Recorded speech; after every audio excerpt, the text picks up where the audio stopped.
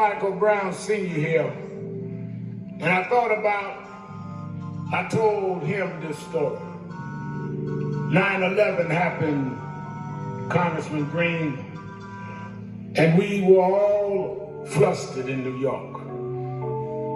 They closed down the bridges, closed down the streets, closed the trains. I had to walk all the way to my headquarters of National Action Network. When we got there were people everywhere. Cell phones was down, and people came to our headquarters to see if we could tell them what was happening, whether we were out of danger. And for the first time since I was a little boy, I started preaching, as Bishop said, since I was a little boy, and I always had something to say, but the first time in my life, I couldn't find words to say. And Jimmy, I went in my office, Terry Anderson, I was trying to figure out what could I say. And I thought about this old preacher told me this story. He said, Al, I had to preach one Sunday, the early service, and I started reading this novel about 8 o'clock that night. And I got so into it that I couldn't put the novel down. I looked at the clock, it was 10 o'clock.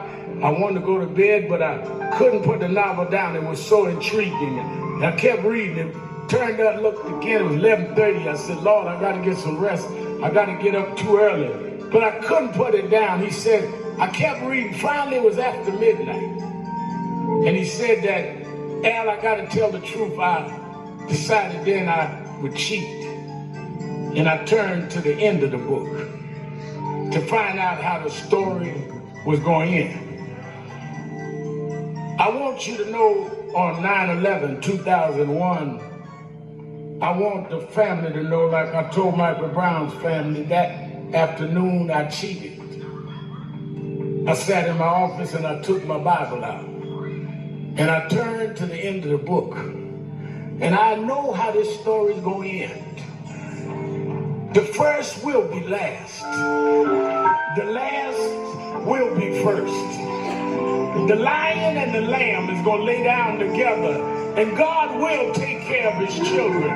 We got some difficult days ahead, but I know how the story is going to end. There's going to be justice for George Floyd. There's going to be justice for Eric Garner. This story won't end like this. God will never leave us nor forsake us. I've been to the end of the book. Let's fight on. Let's stand together.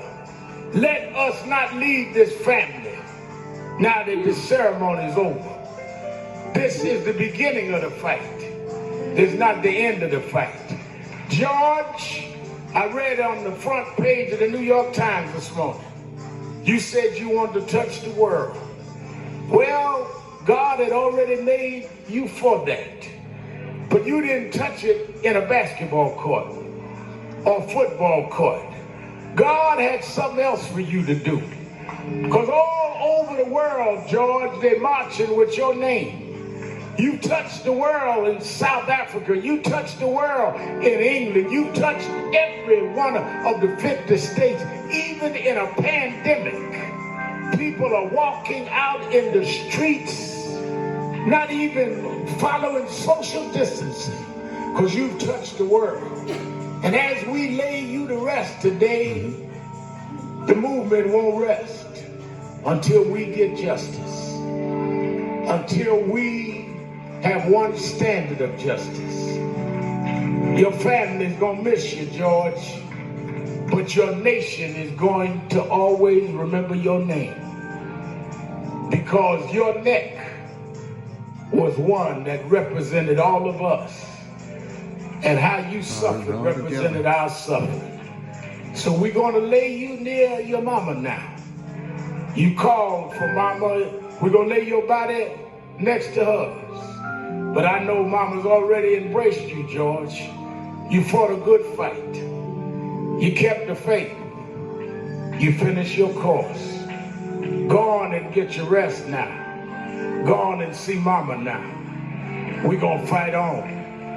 We're going to fight on. We're going to fight on. We're going to fight on.